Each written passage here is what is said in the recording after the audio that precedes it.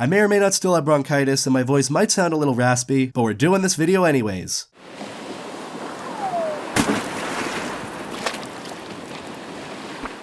Heyo guys, my name is BetaEtaDelota, and today we'll be talking about some furry things, the series where we discuss any cute and cuddly topics relating to the furry fandom. Now even though things might be fluffy and cute in the fandom, you gotta make sure to take precautions. That's why I wear a life jacket when I make these videos. You never know when 2012 will happen, even though it's 2019. But for this mini-series as a part of Furry Things, we'll be talking about how you can stay safe in the furry fandom, whether it be through online interactions with strangers, first-time meetups with furries you've gotta know online, or your very first furry convention, which in this installment, we'll be talking about the different precautions and safety tips you can use when getting involved with the furry fandom online. It makes sense that the king of life jackets would be making a video on this, standing out all shiny and orange while also staying buoyant. Stay life jacket. But regardless of how experienced you may be in the furry fandom, there are definitely some safety precautions you can always keep in mind when you're interacting with people you don't know, especially online. Because as we all know, the furry fandom pretty much flourishes online, in which almost everyone finds the fandom through the internet and begins interacting with other furries through it. Whether it be through Twitter DMs or Telegram group chats, furries utilize different forms of social media as a means of interacting with the fandom in their daily lives. I mean, I originally found Digimon through the internet, and a year or two later I'm thrust into multiple Telegram chats. And as much as I think the furry fandom is the best thing ever, in reality you should be careful with who you trust and interact with, especially if you're getting to know people for the first time in a brand new environment. The fandom's great, but every community or hobby has its downsides. The internet is an amazing thing that brings a lot of people together, but sometimes less desirable things can be brought together as well. And that's why I'm going to give you guys some tips on how you can go about enjoying the online world of the furry fandom in the safest way possible. Welcome to Beta's Basics to Online Furry Fandom Safety. So to start off this safety video, let's assume that you've been interacting with some furries here and there online. Some are faraway furs, some you've noticed are more local to your state or region, but you've mainly been keeping your online interactions through social media platforms like Twitter, Furry Amino, and Telegram. Mainly Twitter though, because that's furry paradise. Okay, I know some of you might have trouble with this as is, which trust me I have, but I'll discuss how to potentially get here in a future video, I promise. So you're at this point, but what do you do from here? How do you get to the next step of becoming more acquainted with these individuals you might like while also being as safe as possible? Now there are plenty of furry and non-furry videos out there explaining online social etiquette and the proper ways of interacting with people for the first time, but the one thing I could ever recommend when talking with anyone you do not fully know is do not give out any information about yourselves. I know this goes without saying for a lot of you, but trust me, it's a lot easier said than done. That's why you should always use your Fursona name or alias you go by online, and you shouldn't hint at where you live, where you work, or give anything away that discloses your location. This is easily the most important method of staying safe in the online world of the furry fandom. Even I go by this rule, and I know plenty of people already. Along with this, it also depends on what type of social media platform you're using, which things like Twitter are fine, but as for Telegram, I would recommend that to be used for mutuals only. And what do I mean by mutuals, since some of you might be unfamiliar with the term? Mutuals are people who you know you can trust and consider to be good friends. They're people who you can prove are your genuine friends or those you've met IRL and are cool with. But overall, keep Telegram for the furry group chats and mutuals. The next question at this point is how do you know you can trust these people? You've interacted with them a little bit and they seem friendly and genuine, but what's the next thing you can do? Now of course you'll get to know someone better the more you talk to them, that's something you can almost always rely on. But probably the next best thing you can do is see who they follow and more specifically who follows them online. So in each state or region, there are generally some very active furries that host fur meets, fur bowls, and other furry related events. They're well known in the local furry scene and they embody the personality of an extrovert. But you know the saying of how the extroverts adopt the introverts in the furry fandom? Well you do now because that's kind of a thing. In my area, we have people like Gale Frostbane and Pineapple Fox who have gotten to know a lot of local furs and have hosted several furry-related meetups and events. When I was trying to get to know local furs in my area, Pineapple Fox was pretty much that guy who introduced me to his friends and the people that he trusted. He told me about the people I should definitely get to know, encouraged me to meet new furries while being safe about it, and 1 year later, here we are. So even if you're not in the same area as me, there's bound to be someone who is the Gale or Pineapple Fox of your area. They know the people you're interacting with, especially if they're locals, and they can hopefully tell you if those people you're interacting with are who they say they are. Keep in mind though that not everyone is going to be friends with one another, and this applies to community leaders as well. So even if one person might not like another for some reason, like he didn't pay me back the $10 he owed me, you should still try to keep an open mindset when getting to know them. Don't let one opinion be your entire opinion. Ask around and come to your own conclusion. Now obviously this is a bit conniving and I wouldn't ask them, is this guy a good person? But this is just something to keep in mind. This is more the fact check in some sense, which again, for the sake of safety, is somewhat reasonable. Because if if no one else knows the person you're talking to, then it's hard to get a good idea of who they really are. So at this point, all you can do is continue to interact with these individuals and get to know them more with time. Always remember though, that even if you know someone online, you should always be cautious. Although at the same time, I want to emphasize that a large majority of people in the furry fandom are genuinely good people. Pretty much all of us are here to express ourselves and have an awesome time. So it's kind of hard to really understand what the best decision is when getting to know someone and what exactly to do for each situation. All I can say for you guys is show people what you want them to see or know about you. Be yourself unapologetically, use a little common sense every so often, or very often, and always be aware of the people you're talking to. There will always be opportunities to meet genuinely good people in the furry fandom, but your safety and well-being is the most important thing out of all of this. No friendship is worth risking your safety or well-being, and that's a fact. So please stay safe out there, guys. And on that note, thank you all for watching. Please let me know what you thought of this video in the comments as always. I know I didn't go through everything you guys might have wanted me to discuss on this topic. In fact, there's a lot more I can delve into for future videos, but if there are things I did miss which you believe are important, please leave them in the comments below and I'll be pinning and liking the comments that may be useful and relevant to this video. If you couldn't tell as well, I'm still a bit sick with bronchitis, so my voice isn't fully back yet, but I wanted to put together a proper video for you guys this week. That's how much I love doing this. With this in mind, if you want me to make more content for you guys without me overdoing it and being able to rest sometimes, then feel free to support me on Patreon. I updated some of the tiers and rewards you can receive from supporting me, but all income I make from it, I plan to invest it back into YouTube, whether it be to pay editors, buy props for videos, and pay off other business expenses to up the quality of my content. This also allows me to focus more on planning out higher quality videos like these without worrying about hitting those editing deadlines for each Tuesday. The link to my Patreon will be in the description if you guys were curious, but any and all support is greatly appreciated. Besides that, I've got nothing else. Thank you guys again for everything. Stay safe out there, and even though this may be repetitive,